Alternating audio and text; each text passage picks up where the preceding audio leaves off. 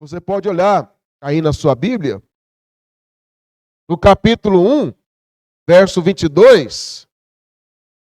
1:22, Pedro fala: tendo purificado a vossa alma pela obediência à verdade, tendo em vista o amor fraternal não fingido, amai-vos de coração uns aos outros ardentemente.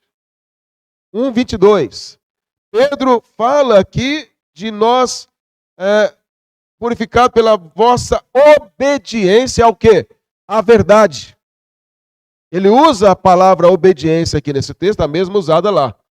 E ele mostra que a nossa obediência à verdade. Só que nesse capítulo 1, verso 22, ele está falando especificamente de nós sermos obedientes a Deus no que diz respeito ao amor aos irmãos.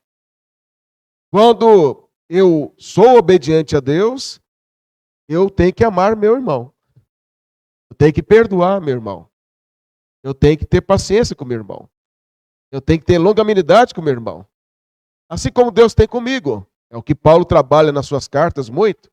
E o que Pedro diz aqui é que nós devemos ter um amor fraternal não fingido. Por que eu não posso ter um amor hipócrita para com o irmão? Aquele político que dá um sorriso amarelo na frente, mas nas costas enfia a faca. Porque eu sou filho da obediência. E eu tenho que ter amor para o meu irmão verdadeiro. Eu tenho que ter um amor sincero, correto. Como hoje de manhã ouvimos, sem cera, sem fingimento, sem falsidade. E Pedro diz que devemos amar ardentemente. Como fruto dessa obediência. Na medida em que eu aprendo o que Deus ensina, eu preciso obedecê-lo no que diz respeito ao amor ao meu irmão. Esse é o aspecto que ele trata no capítulo 1, verso 22. Mas vamos voltar os olhos agora ao nosso texto. Apenas quis mostrar que na carta ele usa a expressão obediência, ampliando o sentido que ele faz aqui no verso 14. Mas olha aí o verso 14 a 16. Nós encontramos o que não podemos fazer e o que devemos fazer. Eu acho muito interessante, sempre que leio a Bíblia, normalmente os apóstolos fazem muito isso, mostra muito esses contrastes, o que pode e o que não pode, o que faz e o que não faz. E aí pode observar, normalmente eles fazem isso, é didático. E aqui ele mostra o que nós não devemos fazer, verso 14. O que nós não podemos fazer como filhos da obediência. Não vos amoldeis às paixões que tinhas anteriormente na vossa ignorância. Não amoldar-se às paixões que vocês tinham antes da conversão. Agora, o que devemos fazer? Verso 15 a 16. Pelo contrário, segundo é santo aquele que vos chamou, tornai-vos santos também em vós mesmos, em todo o vosso procedimento, porque escrito está, sede santo, porque eu sou santo. Está claro isso. O que eu não posso e o que eu posso. Agora vamos entender com mais profundidade o que eu não posso e o que eu posso. Vamos olhar então o que nós não podemos fazer. É o verso 14. Não vos amoldeis às paixões que tinhas anteriormente na vossa ignorância.